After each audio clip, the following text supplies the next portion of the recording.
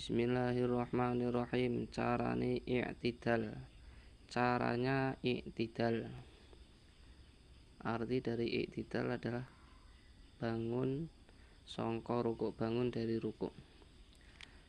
Tangane karo diangkat sak dhuwure pundak, banjur dilepasake mengisor.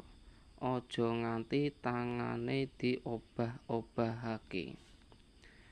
Kedua tangan diangkat di atas pundak, kemudian dilepaskan ke bawah.